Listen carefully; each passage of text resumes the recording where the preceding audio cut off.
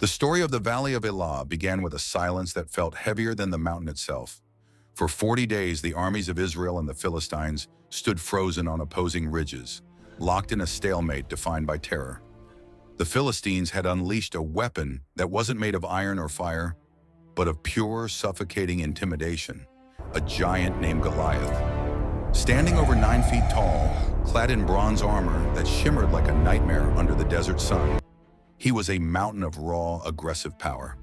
Every morning and every evening, his voice, a low, rhythmic rumble that shook the very ground, echoed through the canyon, mocking the men of Israel and daring them to send a champion to face him. The soldiers, once brave men of war, were now reduced to trembling shadows, their king Saul sitting in his tent in the dark, his crown heavy with the crushing weight of impending defeat. Into this landscape of despair walked a boy named David, a humble shepherd sent from Bethlehem to deliver supplies to his brothers. He arrived expecting the heat of a righteous battle, but was met with the stagnant, cold air of cowards. As he stood among the ranks, the giant stepped forward again to roar his insults at the living God. David's pulse didn't quicken with fear, it ignited with a calm, righteous fire. He asked the soldiers who this man was, that he should defy the armies of the nation. His brothers mocked him, labeling him as merely conceited and wicked, but David ignored the noise. He didn't see a monster that couldn't be beaten. He saw a bully who had forgotten the power of the one who created the mountains he stood upon. He knew that the battle wasn't won through stature, but through a purpose that couldn't be shaken. The word of the boy's strange defiance reached the royal tent of King Saul. When David was brought before him, the king looked at the youth with weary, pitying eyes, telling him that he was only a boy, while his opponent had been a warrior since his youth. David did not argue with the logic of men. He offered the evidence of his own life. He spoke of the lonely, forgotten hills where no kings were watching, where he had faced lions and bears to protect a single, vulnerable lamb. He knew that his victory had already been forged in the secret places of his preparation. When Saul tried to force his own heavy, royal armor upon the shepherd, David struggled under the weight of the bronze and shook his head. He knew he could not fight a battle of faith with the heavy, restrictive tools of doubt. So he cast the armor aside and walked toward the stream. As David descended into the valley, the scene was surreal. A small, unarmed boy approaching a literal mountain of steel. Goliath's laugh was a thunderous rumble of genuine amusement, his pride acting as a wall that blinded him to his own vulnerability. He cursed David by his gods and promised to feed his flesh to the wild beasts, but the giant's ego was his final mistake. He expected a duel of blades, but he was facing a duel of destinies. David did not look up at the towering giant. He looked through him. He shouted across the silent expanse that while Goliath came with a sword, a spear, and a javelin, he came in the name of the Lord of hosts. The air seemed to hold its breath as the young boy announced that the outcome of the battle belonged to a higher power than any armor could protect.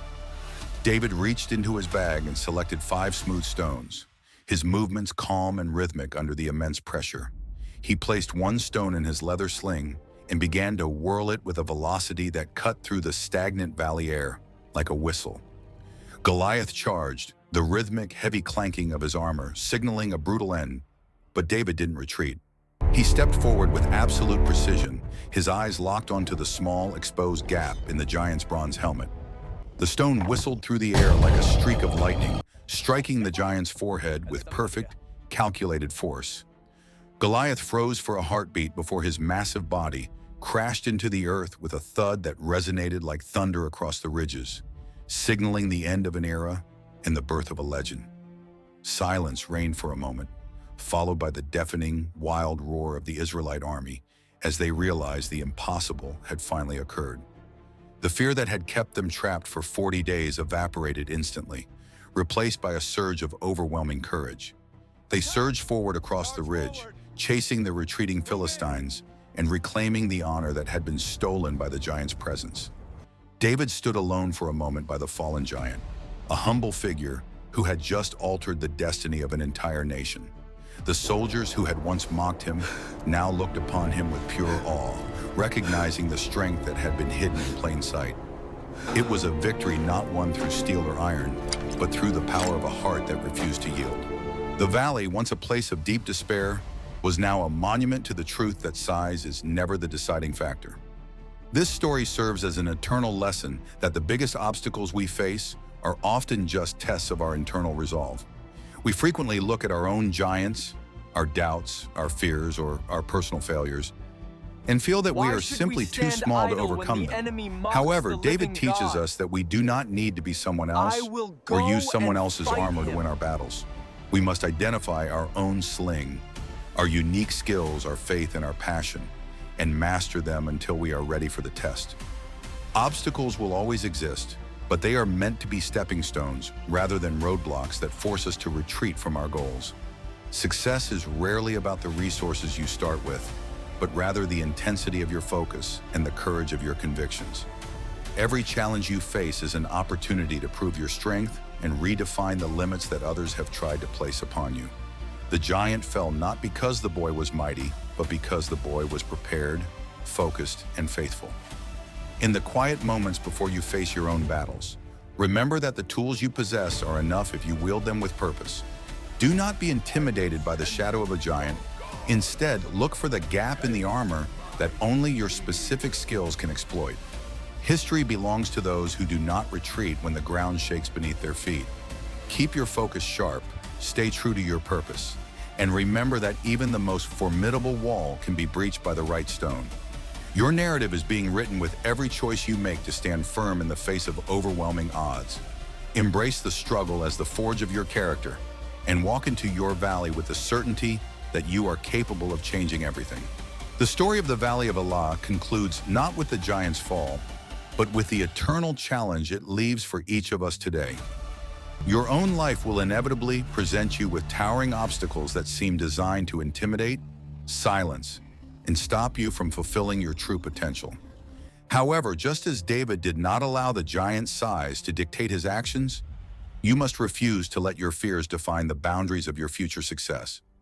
You possess the unique tools and inner strength required to face any challenge, provided you are willing to step forward with faith and preparation.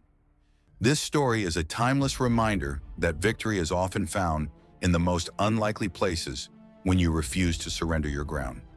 Now, I want you to take a stand against the giants in your own life. Break through your self-imposed limitations and begin your journey toward greatness. If this narrative of courage has inspired you to confront your own challenges, please hit that like button to show your support.